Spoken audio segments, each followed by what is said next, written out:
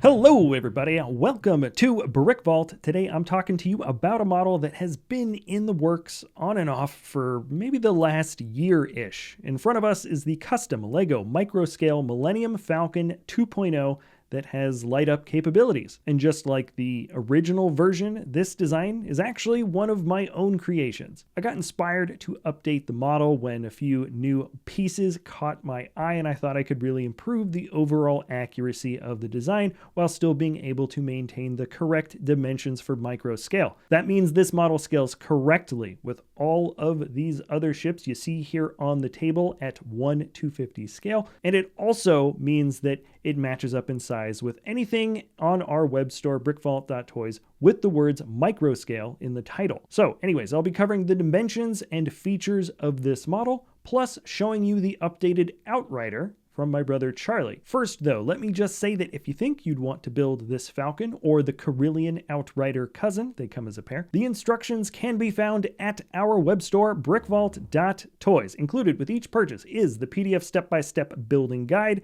a digital parts list for quickly uploading and ordering all the pieces you will need. Every single model hosted by us is built in real life by us. Tested for strength, we test the internal efficiency for optimizing parts, and the instructions are tested so they are easy to follow along. The Falcon also has a lighting guide, so you'll know exactly what electronics we used and how to wire up the model. Buying instructions is a great way to help support us and the talented people we work with, like Too Impaired, Fukusaku, and Kevin J. Walter, who have all fleshed out some amazing microscale models over the years. Also, if you enjoy our content, feel free to subscribe, comment, or share, or maybe just smash the like button for me.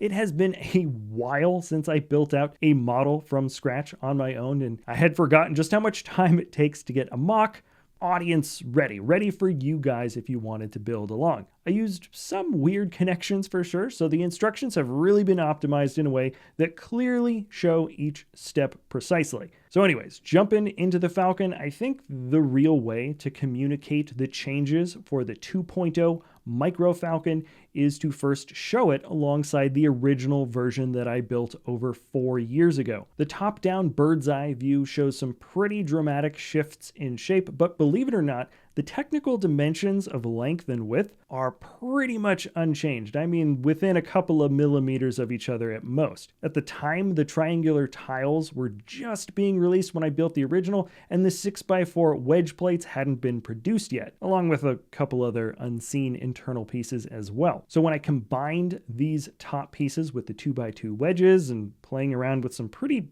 strange offset connections here and there, I think I was able to sell the round circular through shape of the Falcon a bit more convincingly. And to show you what I mean, here is a quick overlay of an Empire Strikes Back version of the Falcon, just to give you an idea of how much closer I got to the direct dimensions of the in-universe design compared to the original build. Now, the second dimensional shift for the 2.0 version that I made can be seen when looking at both of these somewhat side by side along their edges. It's not quite as dramatic as the top-down view, but I did manage to shave a couple of plates off the overall thickness of the body. The forks are about the same, but the rear, mid, and front sections of the circular burger shape are all a bit thinner. When you see images of the ship flying around, the Falcon really is a thin spaceship. I mean, it's practically got like the dimensions of a Frisbee, and compared to how accurate the other microscale ship proportions line up,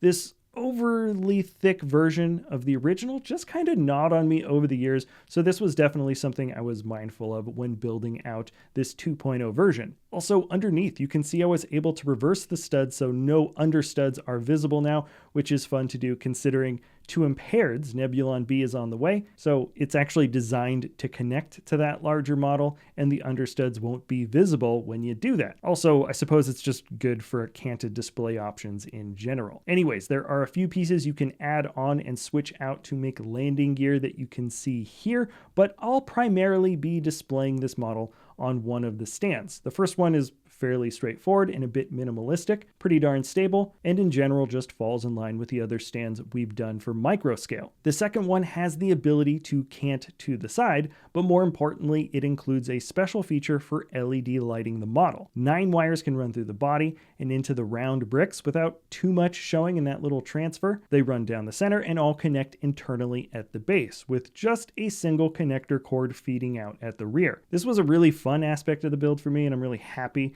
with the way it pops along with some of the other lit ships. In the future, I might maybe play around with dimming options. This is a fairly bright engine, but right now I'm really digging the intense blue glow and the way it kind of reflects off the other ships around it. And alrighty, very quick, I would like to show you the updated Outrider. And as a slight caveat, this isn't really a new update. In fact, the design here changed a couple of years ago and we never really got around to making a video for it. So rapid fire, the cockpit cylinder is round all the way to the back now. The front cavity along the top is curved all the way through. The rear engines have a totally different look, and crucially, the model is once again a little thinner, especially along the outer edges.